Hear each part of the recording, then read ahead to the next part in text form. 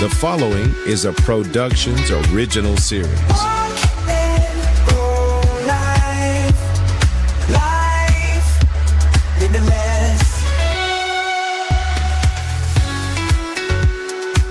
Hello and welcome to Walk and Roll Live.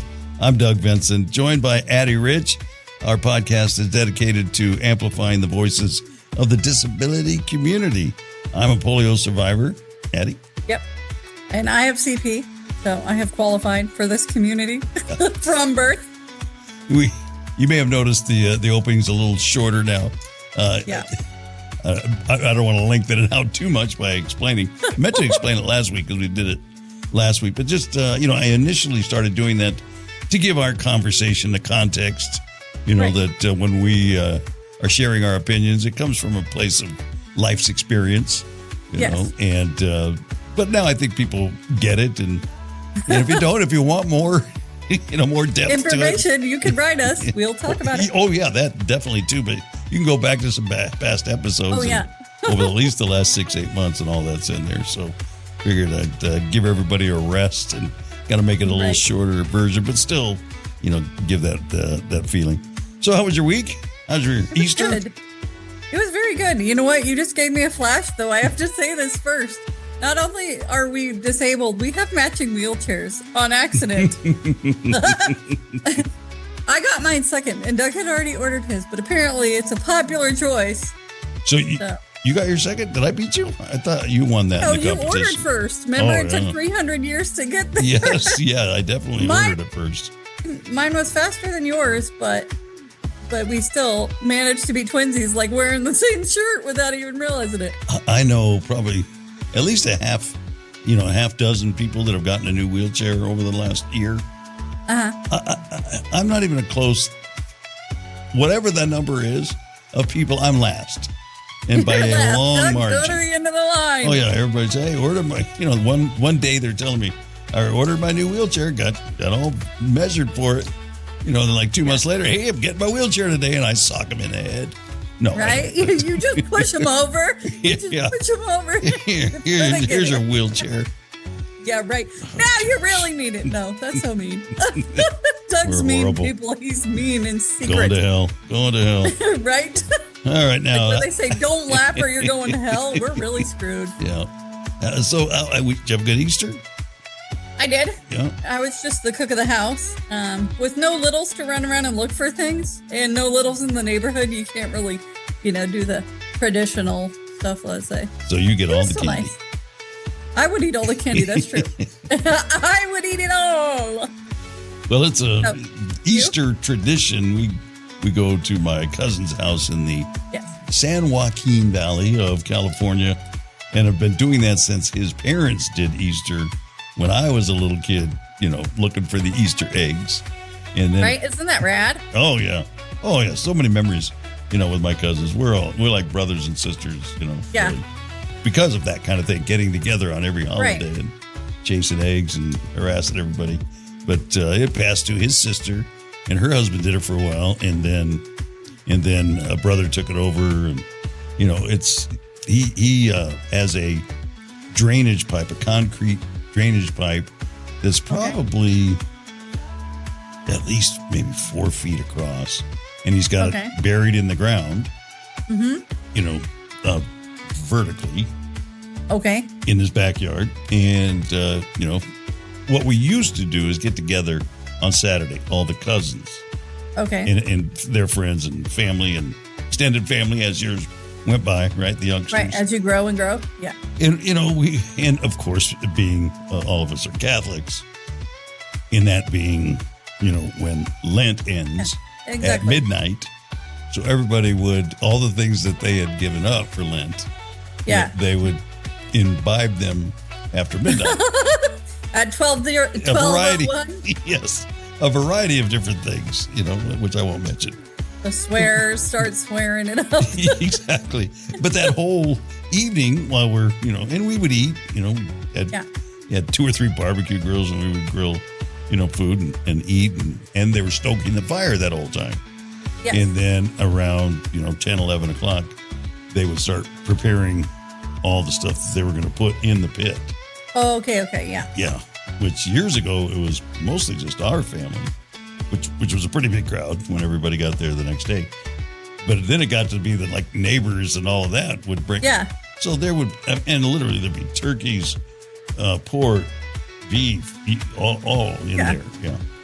And then they cover it up, and we all go home, and then my cousin, whose house we're at, he gets up at 5 a.m. and starts pulling it all out, so it's ready. Then and then the rest of it's kind of potluck. We get together, and that's when our aunts would come, and aunts and uncles and all of that the next day. So, even though we were 40s, 50s, 60s, it was kids' night Saturday night, and then it was the entire family on Sunday. So, and over time, again, everybody experiences this as families get older, then they've got other family commitments. Yes. And so now a lot of people are coming and going. The oversized group is getting smaller, but still fun.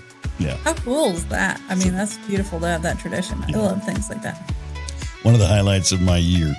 I enjoy it. So other than that, just pretty low key week, Yeah. Nothing spectacular. Just living the life. Yeah. Laundry and living the adult life, people. Paying bills, doing laundry, trying to figure out what to eat. Can't walking get a out dog of it. if you're me. So, want to say thank you to Special Angels. Yes. Yeah, Gary and Crystal Carpenter. Wonderful to hear their story finally after. And their plus one, not just them. It was their plus one. And yes, absolutely. Yeah, their grandson was with them, right? Yeah. They also have a granddaughter that I'm Who sure was at you school. connected with that family, right? Yeah, it's super cool. Yeah. We're all part of the same club. Mm-hmm. We got a sticker about it too, And they've got some events coming up. So if you go, They do. Yeah, if you go to our website under probably, I don't think I've got them up on the events page. They don't have artwork for them, but if you go to their page on our resource page, then you can click through, and they've got the events and probably sign up, golf probably tournament clicks and all through that stuff. And today we've got Shane Martinell. I met him through Possibilities. I go to their mixer every year, or not every year, every month. And that's one of the things that kind of got me through COVID. Yeah. They started doing those online, and just to be able to kind of connect with. Yeah, community is such a big deal to mental health and physical health, truly, because it's a reason to get up, right? And I didn't really realize, you know how I kind of figured out that, and I think I've told this before maybe, but I don't want to by any way say that I was suffering from depression, but I was heading down that road, you know what I mean? And the way I really knew is if I got out of the house, because we were all just kind of isolated, right? Yeah. So if I got out of the house, like the next day, and you'll probably relate to this, everybody, but I talk to myself out loud. No, the reason we have dogs is so when I talk to myself, it looks like I'm talking to a dog, but it's really an internal monologue that has spewed out my face. Good. I'll have to get a pet just for that reason. Yes, can we get you a dog? Can we get you a cat? But I would realize that I had been quiet for the last few days. I started talking and I'm like, I think I was kind of in a funk the last few days. Yeah, right. And then I kind of realized it. So when they started that, it was great to just interact with other people. Even if it was on Zoom, it was at least interacting with other people. Yeah. So I met Shane there, and he came on this week to tell his story, and it's a good one. It's a good one. It is a good one. Yeah. Really fascinating. And I love the variety. That's what I was going to say. And a little more in-depth in the rest of his life and the struggles that he had, which we can all learn from. So we'll check that out. Don't forget to like, subscribe, and share, and write us. We're lonely. We need some correspondence. I know we need some friends. We need a hug. Yeah. Send us a voice hug. And any ideas? I've been thinking about this the last couple of days, so I'll come up with something. But the interviews are, especially after us doing them and you listening every week after week, hopefully, they're very similar in the way they kind of run their path, and we start by getting to know them, and then especially if somebody has had an injury. Right. Pre-injury, post-injury, recovery, We have a cadence. Yeah, there's a cadence. There you go. And I'm thinking if you have any suggestions how we can mix that up, I have an idea, that I'm going to work on. But if you have any ideas and things that maybe you've thought as you're listening, hey, I'd like to ask them this, or ask them that. Right. Like, oh man, I wish they'd do this. Yeah. We'll do it. Definitely send us an email and we'll double dog dare us. Yeah, double dog dare. Yeah. If you dare. Right. It's a challenge. Game on. That's right. So did I don't know if I mentioned this last week, but I made it to the Aguiar professional training seminar. Oh, yes. Yeah, and it was good information, as always. They've done this, 8-10 years now, something like that. That's amazing. Yeah, and a little bit different topic every year, but it's all surrounds like personal growth and this year, and talking about being comfortable with your own voice, and because I think I was that way, and I'm still that way sometimes in a new group. I kind of hold back and kind of figure out the dynamic of the group before I start talking. But just finding your own group and being respectful in the group, but still getting your opinion out. I think this may be the biggest thing that I learned. Okay. So many times, and I don't know why, and they even brought this up, I thought, are you reading my mind? But I will say something at a meeting, and literally it's like nobody hears me. Yeah. They'll just move on, and okay, great, whatever. But what will kind of irritate me and probably hurt my feelings a little bit is somebody else will almost say the exact same thing I said. Yeah. And everybody will, wow, that's a great idea. And you're like, dang it. Yeah. Is there an echo in here? Because I just said that. But anyway, but this gal spoke and she kind of addressed that whole thing. And right. I won't be able to say it as eloquently as she did, but basically she was saying you don't have to have credit all the time. Yeah. You'll get your opportunity to get credit for things when meetings like that happen. And that I like that. But isn't that a human thing? And like being born with ego, and like we really can't abandon it, where it actually does hurt your feelings. Like people don't mean any harm. No. But it is hurtful, but they don't know the baggage that you carry and why it hurt you. Yeah. Exactly. And that's for me. And I've made a case study of myself. Again, because it happens all the time. And not only me, not just observing me, and because I wonder, and people interrupt me a lot. And I have another friend of mine, good friend of mine, but I'll notice in groups, he will love him to death, but he will tell the most boring stories and in so much detail and long pauses. I did that purposely. And this is what and again, it's a study in my head, because I'm like, why doesn't anybody jump in that truck-sized pause there? Whereas me, I'm talking, but somehow they managed to interrupt me. Yeah. And I'm not taking it personal. I'm just, again, observing this. Curious. And thinking, I'm like, maybe my stories are boring too. I mean, I understand that's a possibility. You're like, I'm trained to tell stories. They can't be boring. Yeah. I mean, people have, I don't know. I don't know how far I should go. But, without judging him, I'm just thinking somebody in this group's got to have something that's spurred a comment of their own, like they do with me. And you get the opportunity of that big hole you could jump into. So it just, as me, I always am a study of human nature. So there's something about it, that if you have any ideas on that, right? There's probably a lot of psychology in that too, right? Like being silenced as a child then bothers you if people silence you or something. I don't know. I studied forensic psychology, but honestly, like 3/4 of the books are gone in my head. So if you're like, I know you took this class, I'd be like, yeah, I was 30 years younger. No.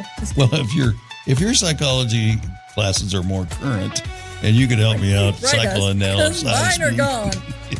Mine are outdated and been thrown away by the library. All right. Well, I'm going to shut up now. Speaking of UGYAR professional training, right after this message from them, we'll come back with Shane. At UGYAR Professional Training, we know that your greatest asset is your team. Investing in their development, knowledge, and happiness is essential for your business's success and growth. To achieve new heights, it's important to hire intelligent, talented individuals and empower them to excel in their areas of strength and passion. UGYAR is committed to transforming your employees into happier, more productive, and fulfilled individuals. When your team thrives, your business prospers. Wise leaders understand that providing team members with opportunities to shine in their strengths unlocks untapped potential. Elevate your team with UGYAR Professional Training and witness the growth of your business. From the UGYAR Professional Training Studios, you're listening to Walk and Roll Live, Disability Stories. We gather here tonight, hearts and wheels, we shine bright. Rolling through this life, every step a brand new vibe. Voices loud and clear, stories shared without a fear. Life's a song we steer, with each turn we cheer and steer. Walk and roll love, feel the beat inside. Together we thrive. Welcome back to Walk and Roll Live. I am Doug Benson along with Addie Rich, and our guest this week is Shane Martinell. Am I saying that right? Yes, sir. Good to see you. Good to see you too. I met Shane at the Possibilities Mixer that they do once a month. We all get together and just share what's going on in our lives. And it's nice now, but it was really nice during COVID when it was some of the only contact you got. But now we're kind of back to getting together live. So yeah, it's really special. So kind of share with everybody just where you're from and your disability, and then we'll dive into all the details. All right. Well, I live in Hesperia, California right now. My disability, I have a C5, C6 spinal cord injury. So I'm they call me, I was told I was a complete quad when I first got hurt, but I have some feeling in places. I can kind of feel like my my skeletal, like the insides. I can kind of feel the insides a little bit. So if someone's knocking on one of my shin bones or something like that, I can tell you that that's my left leg. Yeah, I know that's happening. But if someone touches my skin somewhere, I'm like, I can't tell. Nothing. Gotcha. But which I'm sure is something you have to kind of be aware of. So if you're getting an injury because of whatever situation you're in, you wouldn't know it because that's the indicator for everybody is pain. Yeah. So you have to be careful, huh? Yeah. No, when I get a cut or when I'm having like a pressure problem or something like that, one of my legs will start jumping or something like that. I've had problems with losing a few toenails here and there because I was rolling around without my shoes on, and as soon as that happens, that leg will just start going crazy, So that's the tell. Yeah. Right. Yeah. That's the indicator. And then I have a like, I guess people who have like fibromyalgia, they have that burning stinging pain. Yeah. That's what my pain is. It's constant. So when I have something like that pain, that burning pain will shoot up, and to where I can tell, like, okay, wait, something's wrong, because all of a sudden I'm feeling that that intensify. Somebody has lit the lighter somewhere and Right. it's Yeah. moving on up. That's what it feels like for me. On my right foot, it'll be like somebody lit a match and put it to me. Well, this is when I first started feeling the pain. It was about, I don't know, probably about 6 months, maybe a little bit further in after my injury. But I used to tell people it felt like I had a curling iron in my butt, and someone turned it on.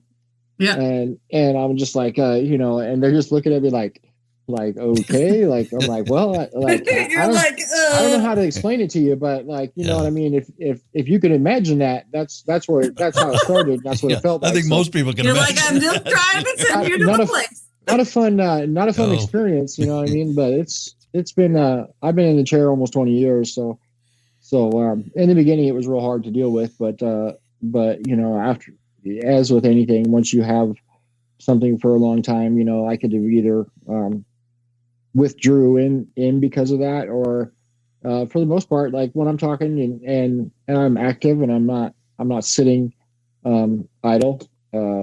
I don't.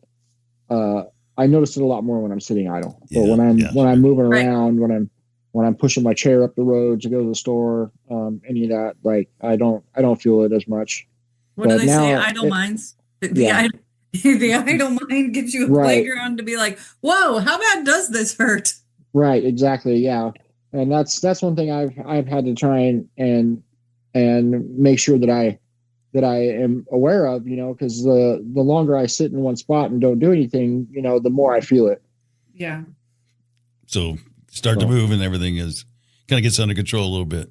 Yeah. The more I'm moving, the more I'm talking, like just because your brain's focusing on something else. You're doing something else. Yeah. And it's not so, it's not right at the front of your mind. I've noticed that when I go get blood work done, that's what they've started to do. When they're about to insert the needle, they start pinching you somewhere else, and it takes your mind off of what they're doing, or if they're going to administer an injection, they're doing that. I've got a very small section of places where I feel, so they it might not work for you. They'd have to pinch me in the neck or the ear, knock you on the head.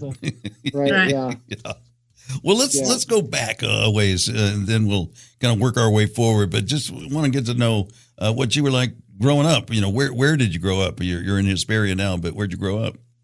Well, for the most part, I grew up. I was born in Redlands, and I lived down there in a little town called Mentone until I was about 10 years old, and I moved up here to Hesperia in like 88 or 89. I think it was 89. Yeah. So Southern California boy.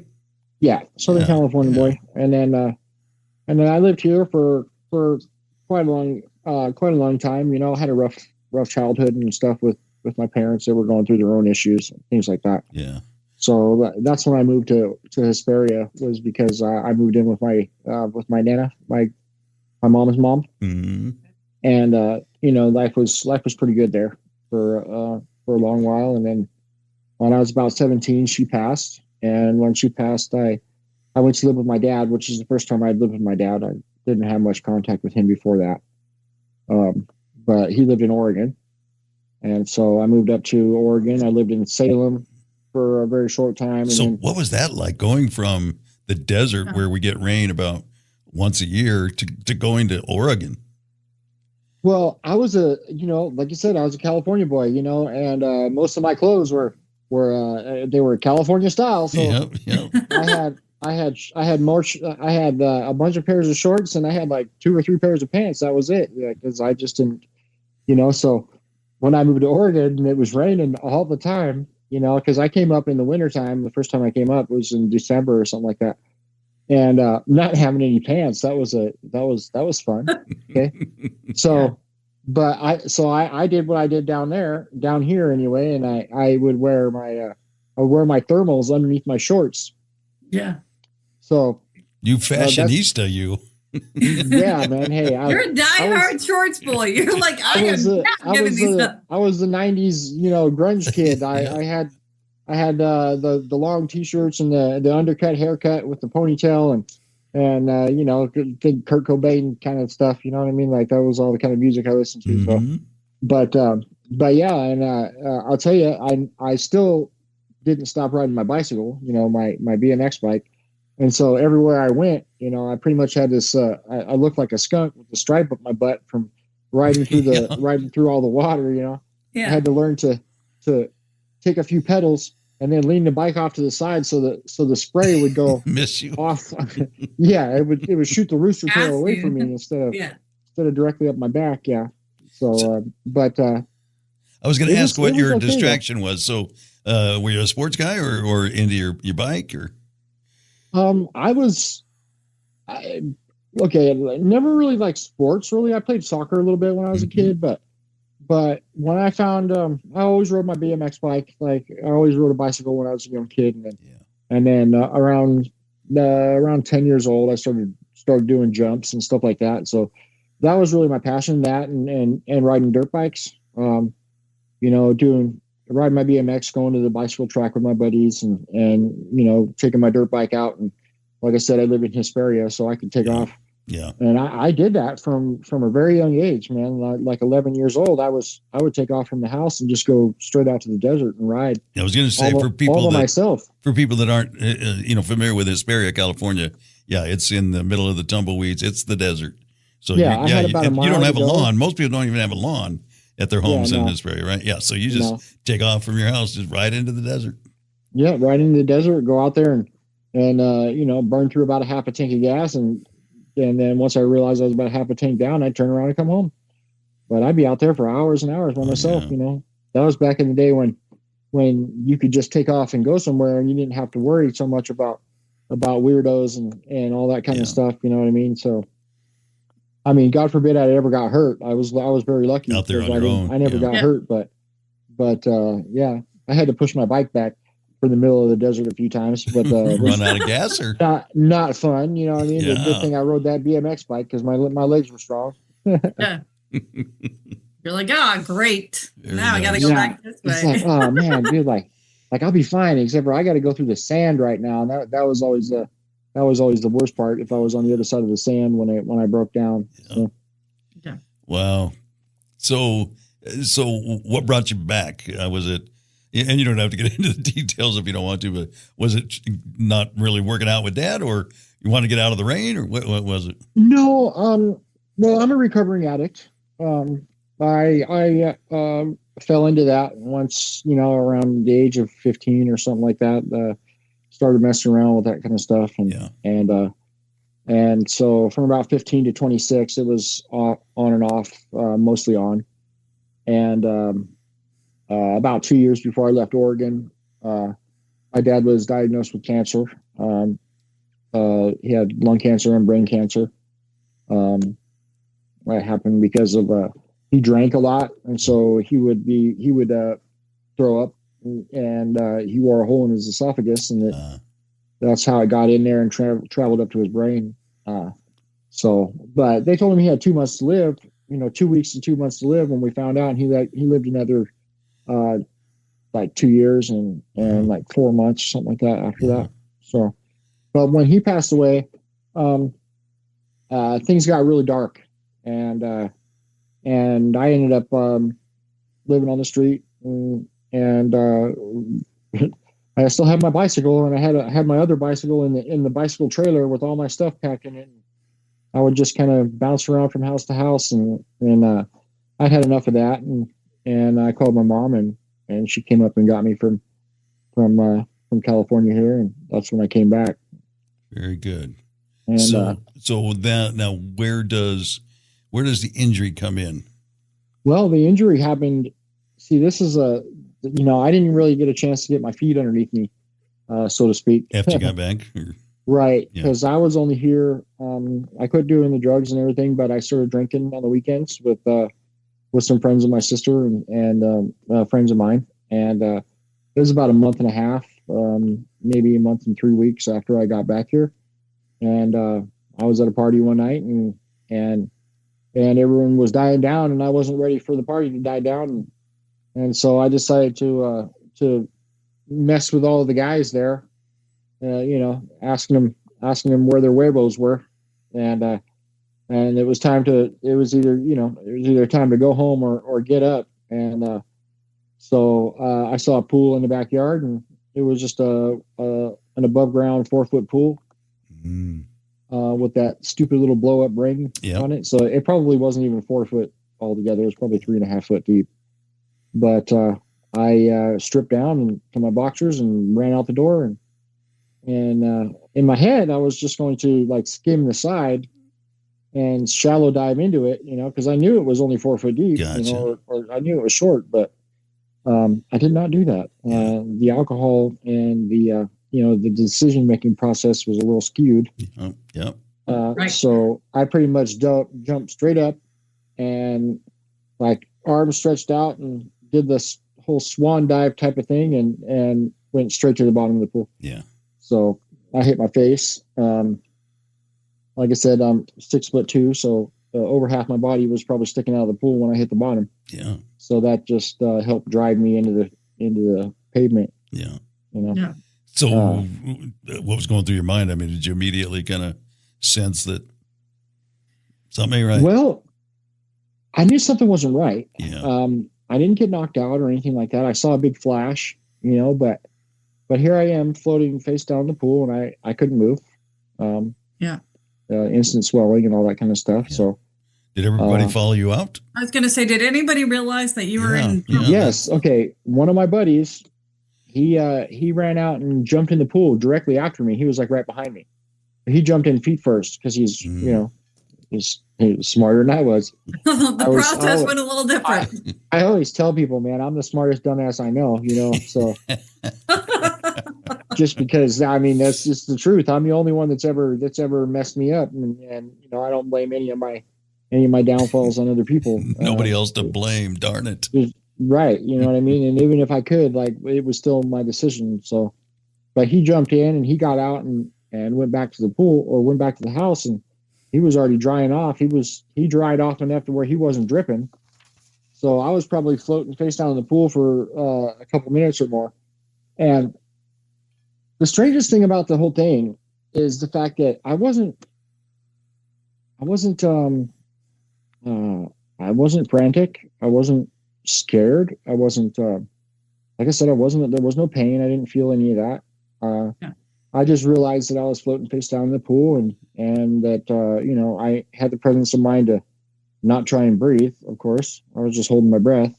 And, wow. So yeah, like I said, a good couple minutes later, and I don't know how I lasted that long really without, you know, freaking out. But, I was just really calm. And like I said, I knew something wasn't right.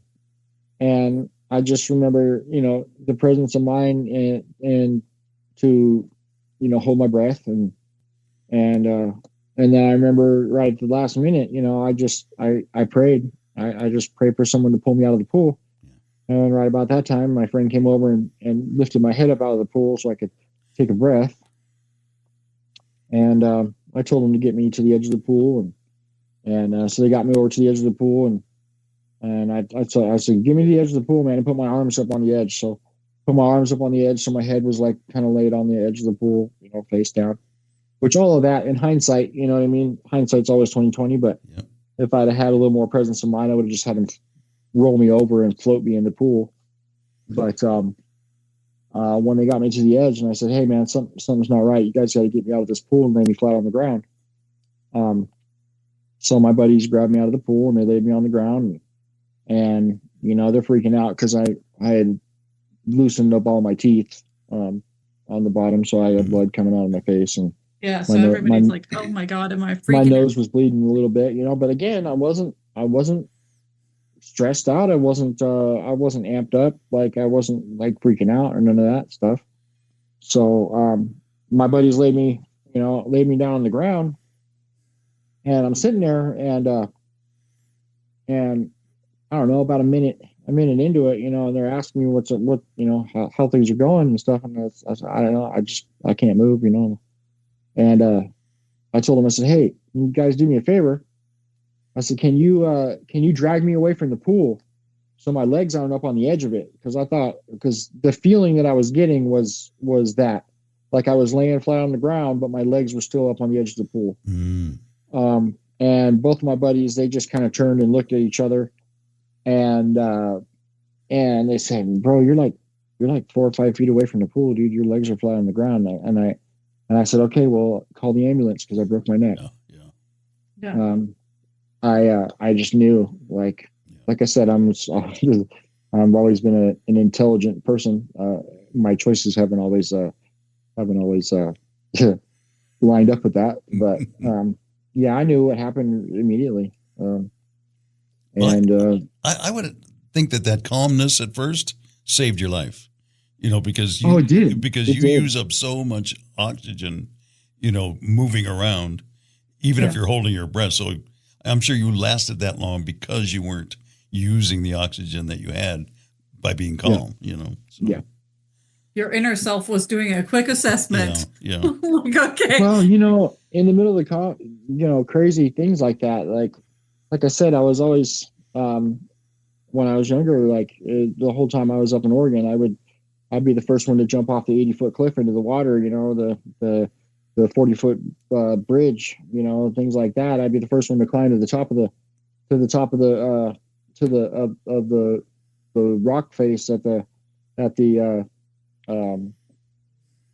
rock quarries and things like that. I was always first, and everyone else would be stalling because they didn't want to go first. And I was just like, well, and I'd never even done these things before, but I was always like, well, and you guys are going to stand around for too long. I'm just going to go, because I'm not here to talk about doing it. I'm gonna do it. So I'm a doer because of those things, right? Yeah, I'm a doer. Yeah. So because of that, imagine you wouldn't change a thing about that. No, I mean, right? like everything I went through, it made me the person that I was. I wish I would have realized when I was young that some of that go-gettedness, that just be the funny guy, be the happy guy all the time, was because of the severe depression that I had inside, which is something I'm just finally learning here. Recently, I've been seeing a counselor and stuff for the past 6 months or something like that. Bravo. And yeah, thank you. Yeah, it's not easy, growing up in the time that I did. Most people, they don't want to talk about that. You don't want people to see you as weak. You're not supposed to cry. You're not supposed to be upset. You're not supposed to, you're a man, be a man. Like, don't show that emotion. Like, don't be weak. All that stuff. But, I wish I'd have had other people around me, that could have told me that it was okay, to be, to have that weakness and to learn how to deal with it and to deal with the stuff that I had in my past. And because after the wheelchair, like, I still didn't do that. I used my humor, and I used my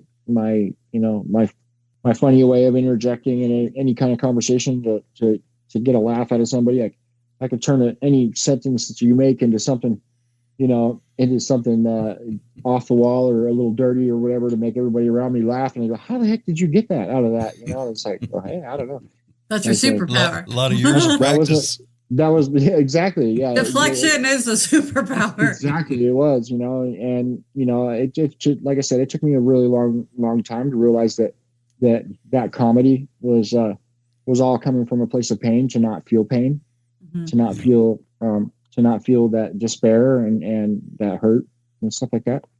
Yeah, and that's what makes it tough for the people around you to even consider the fact that you're having any issue. Right. Oh, he's always happy. He's always making the jokes. Yeah. I am. And when I'm around people, like, I made the comment, I think, when one of the meetings that we had here lately at Possibilities, that like, because of that, like, and I kept myself away from anybody with a disability. Anytime I was around them, at the doctor's office, or when I'd see people out or whatever, I'd always tell them about Possibilities and stuff, but I didn't utilize it myself. I didn't want to look at my own mortality, my own disability, because I still was trying to live like it never happened, and that I wasn't that way. But as soon as I was by myself, as soon as I was alone, all of those feelings and all that fear and all that despair and everything would be there, just messing with me. Yeah. Yeah. So you've overcome the addiction? Yeah. Yeah. Good. Yep. Good. That's tough.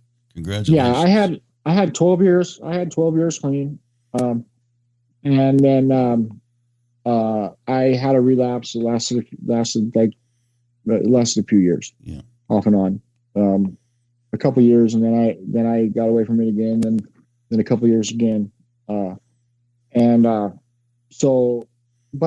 Which is not uncommon, right, Shane? I mean, it's not uncommon, what I mean? But that's why I say it's so tough, and anybody I've known that's become clean, they've had a couple of setbacks. It's just part of it, right? Yeah, and just being in my position, I don't feel hunger. Normal, like normal people do. So when I was on the drugs, I wouldn't eat. So both times I went from, 175 pounds down to, 100, I think I was 125 or something like that. Wow. The first time. And like I said, I'm 6'2". Yeah. So, and the second time, I went all the way down to like 113 pounds. Wow. And that must have been frightening for people. Yeah. And both times I ended up with a bunch of sores. Yeah. Because I wouldn't get out of my chair. So this is post-injury. Yeah, this is post-injury. Gotcha. Okay. So, this is, both times I wouldn't get out of my chair or my truck, because if I was in my truck, I could go and I didn't have to worry about if I wasn't strong or I didn't feel, like I had a lot of energy or whatever. So, but after that, like I said, I had a couple of years clean after the first time like that. And then I've got like, I want to say it's over 2 years again now.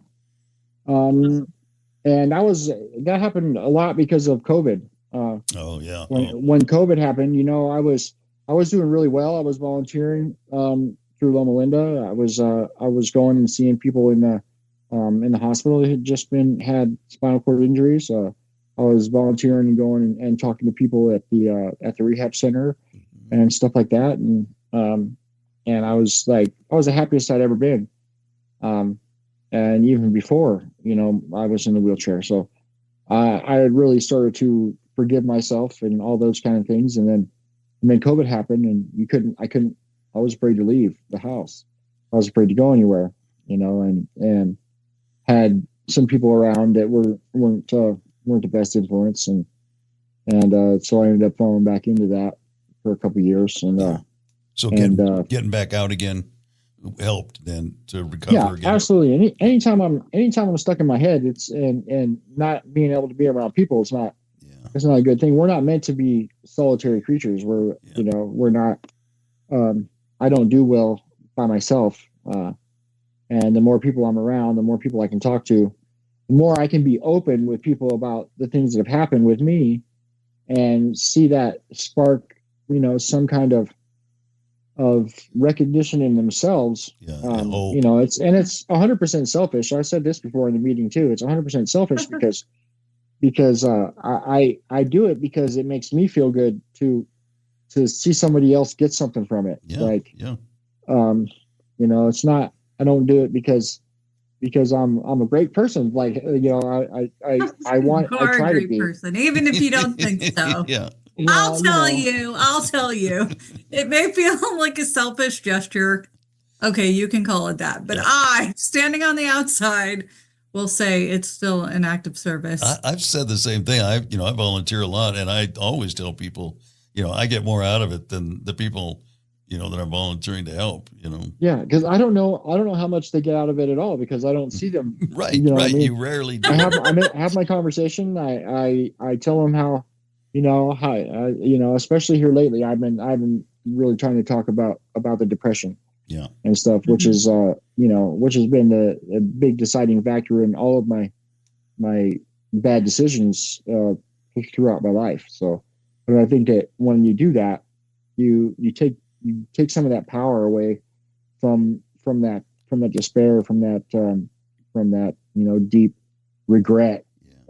All that kind of stuff, trying to move forward, trying to fix relationships that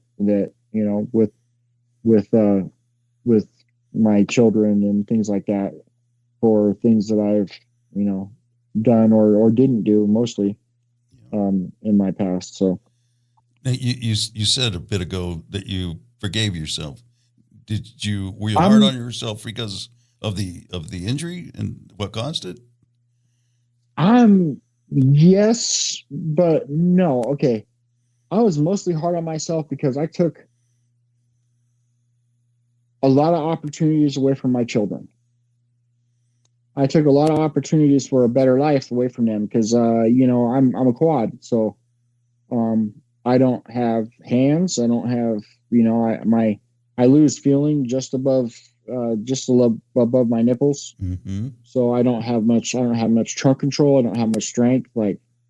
And all the things that I liked to do before were physical: hiking, swimming, riding bikes, riding dirt bikes, driving cars off road, doing all that kind of stuff, and getting cars sideways and things. I still do that in my truck. Yeah, I was going to say. Yeah, I've talked about that a little bit. So go ahead, Andy. I was going to say, he needs to meet Kara.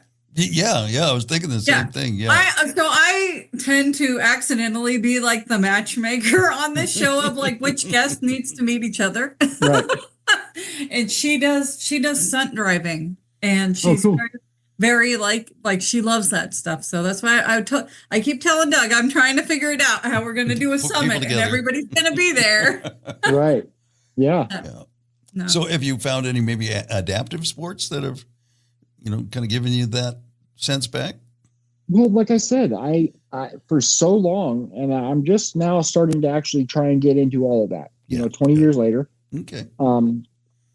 But I did have a bicycle a number of years back, but it was one of the really low to the ground ones, and it was really hard to get into, and unless I had two strong people, unless I had two strong people around me, I wasn't riding that thing, man. And not being able to ride it a lot, your strength's not there. Yeah. So when you get into it, it's so hard. It kind of defeats you from wanting to ride it the next day or the day after that, because you need days to recover, And so I just went and picked up a bicycle a couple of weeks ago, and it's one of the ones that sits up high like a wheelchair kind of. So there you go. I got a couple more modifications to do on that one. I'm going to put one of my curved backs from my other wheelchair on it, and I have to get a chest strap because right now there's no chest strap on it. Gotcha.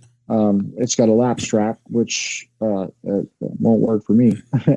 Are you thinking about electricity? Some electric power? I thought about it, but because at the same time, for me, right? I know. Yeah. Well, okay. I've got one of those one wheel things, right? Mm-hmm. No. And I thought about going down and getting someone to make me a modification to the bicycle, so I can put the mount on the back.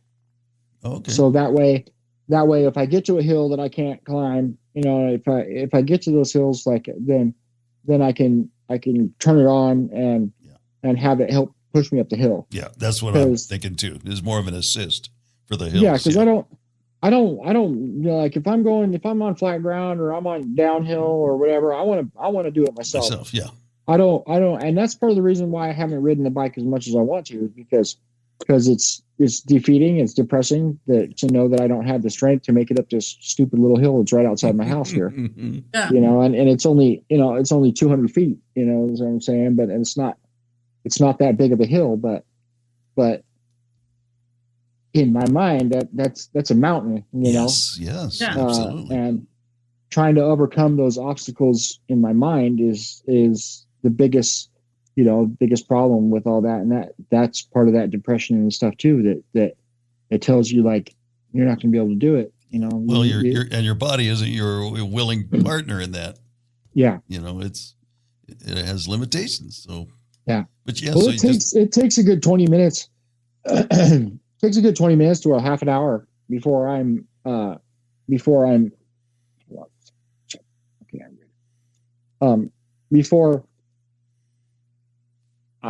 my lungs open up, before my muscles stop screaming and being like, what are you doing to me? You don't do this enough.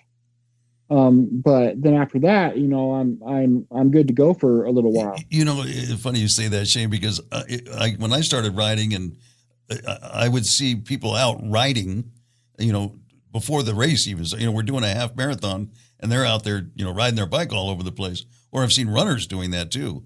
It's like, gee, I'd be saving that energy.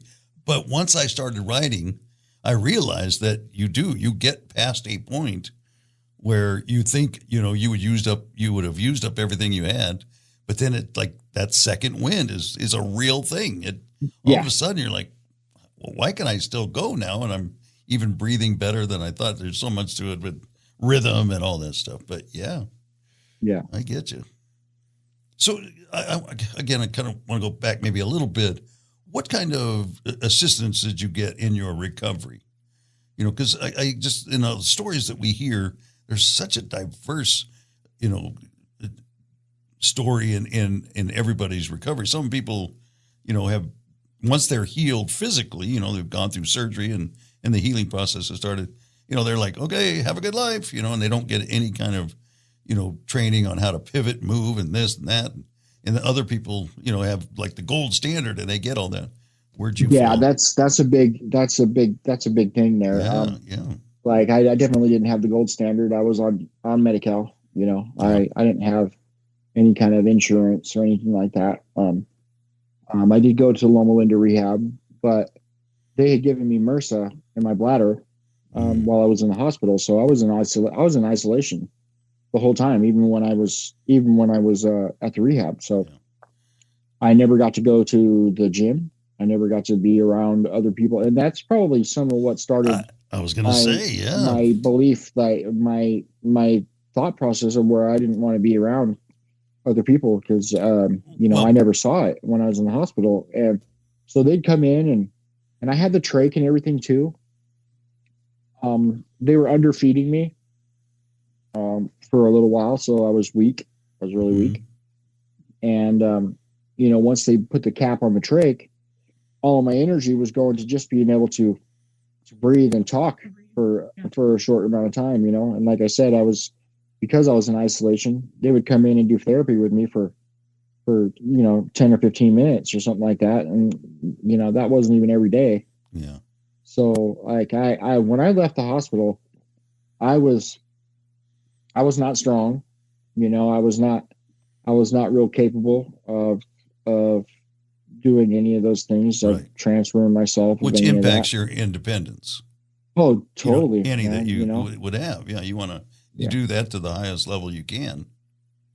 Yeah. Yeah. And then the depression, isolation isn't a good thing for the depression. No. Which leads to the addiction. Yeah, jeez. I hung out with I was always going when I first came out of the hospital. I would go to see friends' places, and for a little while, and then I realized, like, because I kept having like bowel accidents and stuff like that, like things that were and I would say it all the time, like when I have those issues, that's when I feel like you know, that's when I would feel like a cripple. I would feel like understandable, like I wasn't a regular person, and so every time one of those happened, when I was out around my friends or whatever, like that would cut me off, and I would kind of regress and stay home, and I wouldn't go and hang out with anybody for a couple of weeks, you know, 2 or 3 weeks or something like that, because I was afraid that was going to happen again.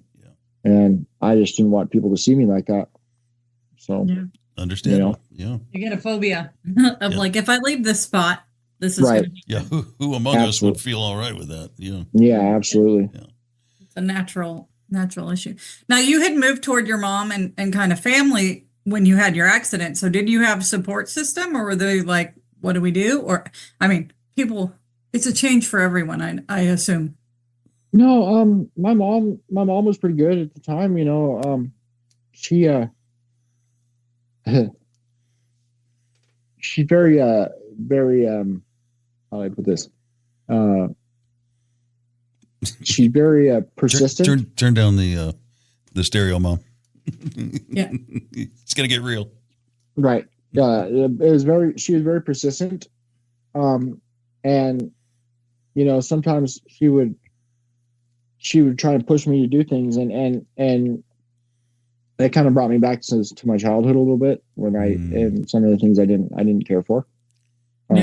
So when I was pushed, you know, I would draw back. I would withdraw some about that, and like I said, at the time I was trying to go out and be around people every day. You know, my sister and her friends were around the house all the time, so I was constantly in conversation and you know, some kind of, you know, joking and stuff like that, which helped my spirits a lot. But I definitely didn't do all the things that my mom thought I should do when it came to my now in hindsight, recovery. do you think Mom was right, but it was the fact that she was the messenger that was undermining it. Exactly. It was because she was a messenger and because of our past. Like I had a hard time with taking that advice and going forward with it. But like I said, I think my biggest issue that I had, period, was the fact that I didn't want to go be around people like me. I didn't want to see that. Yeah. At the time, you didn't see it at all, right? Yeah. No. Yeah. No. Yeah. How old were you? I'm sorry. I'm trying to place you in time a little bit. I was 26. Okay.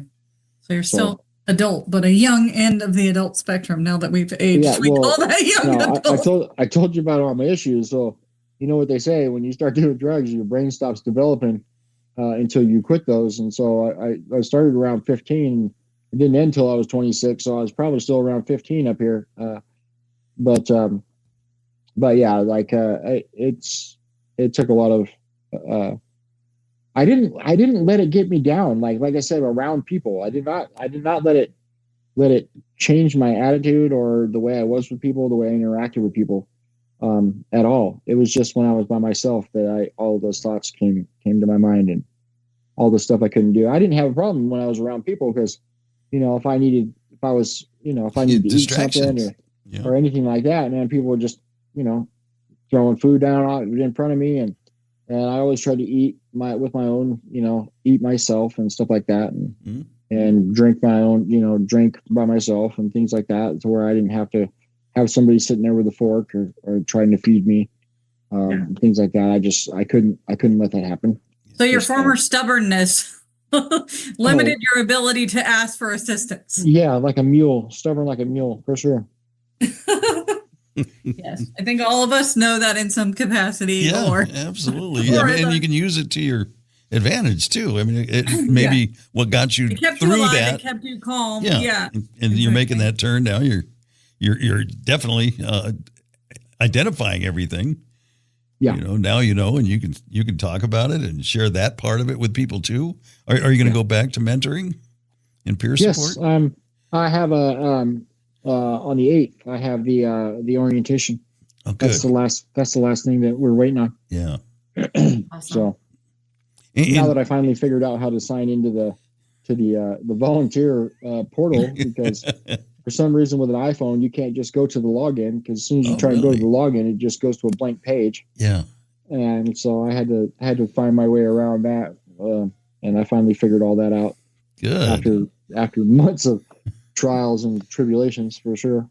So is it kind of a rebirth of that passion, right? Because you sound like you enjoyed it before, being able to go and do peer support, but now with your newfound awareness, self-awareness, you think that's going to make you a better peer support person? I do. Yeah. Because I never touched on the depression. I never talked to people about that. Yeah. I never talked to that dark side of what people go through. I never because I never wanted anybody to see. I didn't want to see it. Yeah. I didn't want to feel it. So I didn't want anybody else to see that or to have pity for me, because that's, like, empathy is one thing. And even sometimes that can get to me a little bit. Yeah. And people telling me like, "Oh, you're so great," and all, like all this stuff. But yes, I am when I'm in front of you. But you really don't know. You really don't know how I feel inside, because I mask that. I cover that up. So what would you say, to people like that now? The people that are around you, and is there something they can look for, or is there some way they can approach people that will kind of allay some of that awkwardness? I would say I would just tell anybody, like, in any situation in life, be honest. Be honest about your feelings. Be honest about what you're going through with the people around you. Get out of your house, get out of your head. Don't sit there and watch the TV 24/7, because you're trying to live through other people's lives and other people's stories. Get out there and find the people like you, because those are the people that are going to teach you the people that are going to show you that, you know, there's a great life to be had. There's a lot of opportunities and a lot of activities, and just having a community, having people around you that, you know, understand. And that's a big thing, you know, having people around you that actually understand your situation and can offer you some advice or some, you know, some places that you can go, some different foundations that help you do the things that you would like to do, that you used to do. You know, everything I do now is it's no matter what, it's going to be different. You know, hiking trails and climbing mountains is pretty much out, but you know, other than that, I can still do a lot of the stuff that I'd like to do. And you know, I've learned about that there's surfing and you know, skiing and all that kind of stuff, which, you know, scares the crap out of me. I'll tell you right now. Yeah. Like I broke my neck in a pool. So anytime I'm within 3 feet from the edge of a pool or a body of water at all, I'm, you know, my anxiety is through the roof. Oh, I bet. You know, I've been told about the surfing for years, and I cannot bring myself to even look into it. Man, I've watched a couple of videos and I go, yeah, that's cool until you fall over, you know. But we already know I can hold my breath for a couple minutes, so I guess that's all right. That's a plus. That part is covered. Right, I got it. You know what I mean? It's, yeah.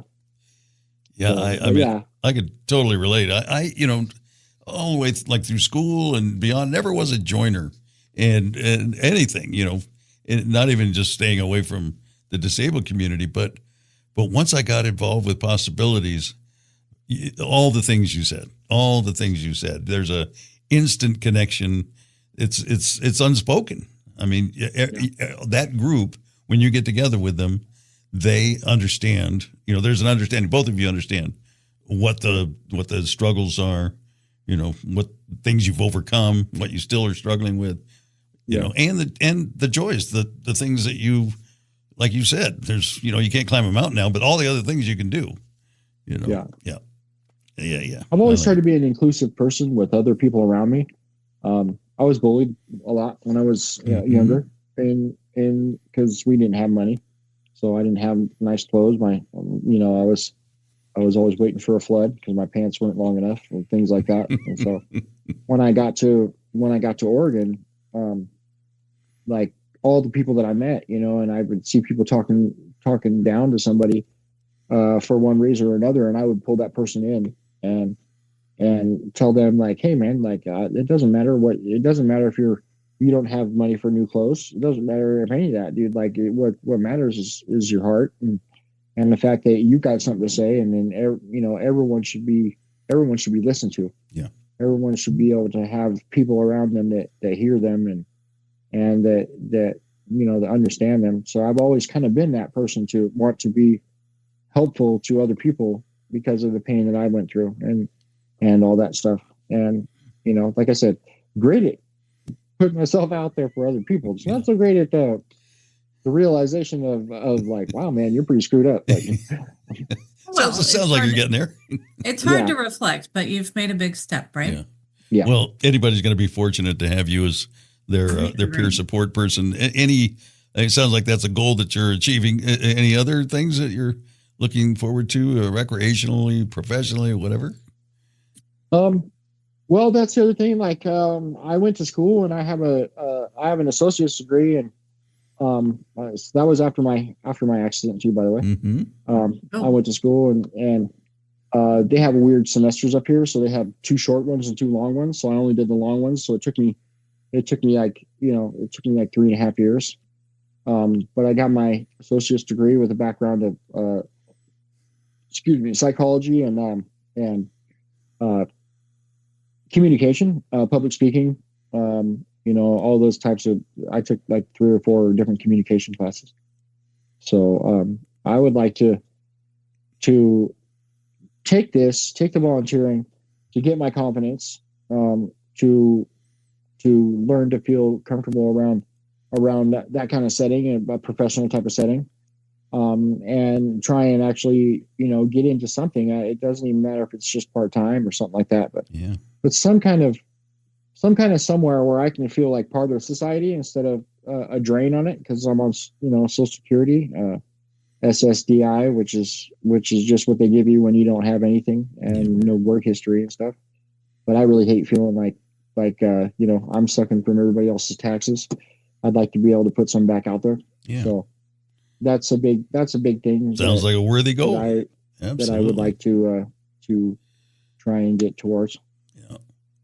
Well, we'll put it in the universe. It's going to happen. That's fine. Right. I'm sending the sparkles. The note has been taken. And I'd also like to try and find a person, because I've been single for pretty much 20 years since I was in the accident. I've had a couple girlfriends that were short-lived, but I never felt worthy of myself. Yeah. So I didn't really try. I didn't really try and get myself out there or try and search for that. Yeah. Because I didn't know what I had to offer. Didn't feel like I had much to offer. So well, it sounds like the work you've done on yourself. I was going to say, exactly. shows going to pay off progress. pretty quick. Yeah. Right. Yeah. It's something that's something that makes me really hopeful here for the future, because the way that I'm starting to look at myself and not the way I was looking at myself, and how down I would be about myself and my decisions and stuff, because I can't go backwards. I can only go forwards. So that's the biggest thing now, is just to keep putting two wheels in front of me. I like it. Well, we've got one question, but before Addie asks that question, I've got one final, just if there's anything that you could say to, maybe especially to newly injured folks, is there any one thing, piece of wisdom that you've garnered in the last 20 years that might help them?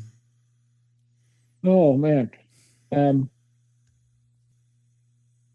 You have to forgive yourself or whoever might have been the cause of what happened. I tend to think that even though if it could have been somebody else that did this to me, I would have to forgive that person. I would have to, but myself, no matter what, because whatever I was doing, I was in that, I put myself there. I put myself in that area. I put myself in that, you know what I mean? So, and I know some people, they have, they get shot or they get hit by cars or something like that, but you have to forgive the process of what brought you to that point.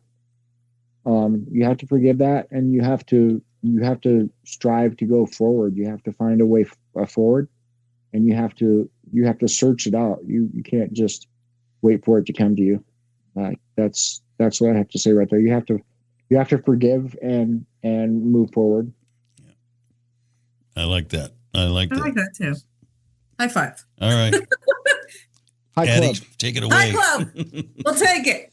Okay, so my question. So we do this question on every episode with every guest, kind of to give an idea about the difference and diversity in disability or difference or whatever is your chosen description. Anyway, so the question is, how long does it take to put on your pants, socks, and shoes? How long does it take my son to put them on? Not very long. Yeah. No, it takes. Well, I'll put it this way. I'm trying to get my strength back again right now, because I was putting my pants and stuff on. I'm working on my strength right now to strengthen my shoulders up so I can lean back and forth to do it. But when I was doing it myself, it would probably take me about 15 minutes probably to get the pants started and pull them up and get all that stuff. And then of course someone else would always have to put on my shoes. I can't really manipulate the shoes, but I can dress my upper body and all that stuff and fix my shirts and stuff. And I could transfer in my chair. So it probably takes about, when I was doing it myself, it'd probably take me about 20 minutes with help, for me to get dressed and get into my chair and stuff like that. 20 minutes. I think that's right around that's probably like the upper number that we've heard. Yeah, that's like the a veg. But we do that because everybody has a different answer. Some people are like, well, I don't do it. My caregiver does it. Somebody says, well, like you, well, sometimes I do it. Sometimes my son I'm working on getting is my minion. when my son does it, it takes like 5 minutes. Okay. So show off. He's like, move around. He'll just pick you up and toss you where he wants you. Right. Yeah. Well, in the question, because I first came up with it, I think I used it at a group I was at, but I brought it to the show. And the reason I kind of crafted that question in that way is that it helps able-bodied people understand just one small part of, what we experience. And then you can kind of extrapolate that to all the things in your life, everyday life. If you take that to everything in your life, and I know you'll agree, Shane, is we're not saying this to say, woe is me. No. We're not complaining. We're just saying this is our reality. This is, I don't, and because I'm about a 7.5 minute myself, but I never think to myself, oh man, I wish I could do this in 30 seconds. I don't do the, get dressed every day. It's just part of my life. And then I go on, Yeah. So. Definitely gone are the days where you jumped up and within a minute you could be out the door, just slap some shoes on, slap some pants on and run out. Of course I'm not talking about brushing your hair or brushing your teeth, but but just being able to jump up and run out. Go. The shotgun days are over. Right. Yeah, for sure. All right. That's all we've got. Anything else you want to share with us? No, man. I just I think it's great that you put this out there like this and let people have a voice. And I just hope that especially me talking about the depression and what held me back in my disability, I hope that reaches somebody and they can not do that and they can learn to get after it a lot sooner. And because I'm happy now that I can see a future and that I know that that's in front of me. Good. Well, we appreciate you and everybody that's come on this show and sharing, these intimate details of your life in hopes that it'll help somebody. Yeah. We appreciate that. Thank you. Shane Martinell. All right. Thank you very much. Each week on Walk and Roll Live, we share honest and open stories of people living with a disability. In terms of my goals, I'm really enjoying life right now. I'm looking for a way to retire at 44 and just pursue this wheelchair athletics career of mine. So if you have any ideas, I'd really appreciate it. Join us weekly for another powerful episode. Walk and Roll Live, wherever you get your podcasts. Life Limitless. Subscribe now.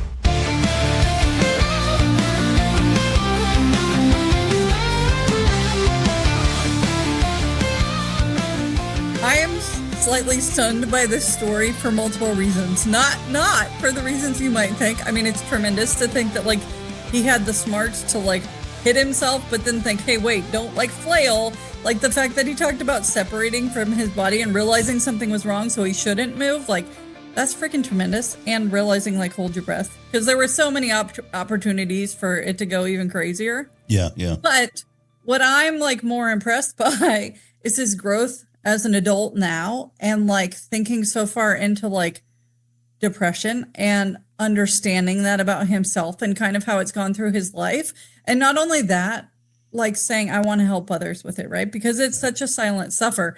I mean, you talked about it in the open kind of, but at the same time, it is so deep for people and it is such a hole that there is no ladder for a lot of people. And so for him to say, okay, I need to work on this, and then I'm going to be a hand, not just fix myself, quote unquote, but help others. So that's tremendous. Yeah.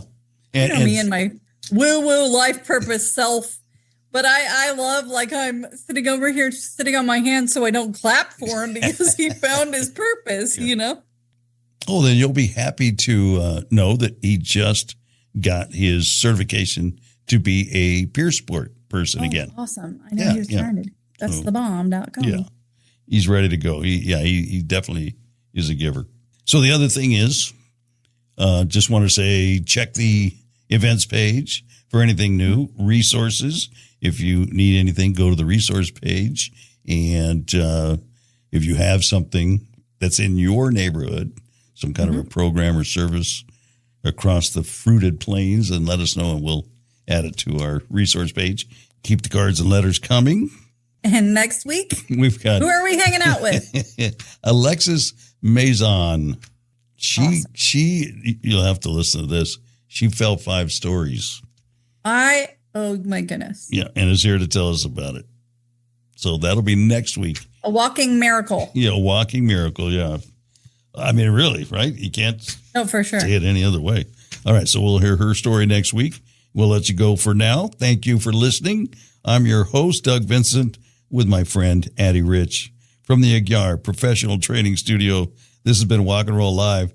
Disability Stories, Life Limitless. Walk and roll live.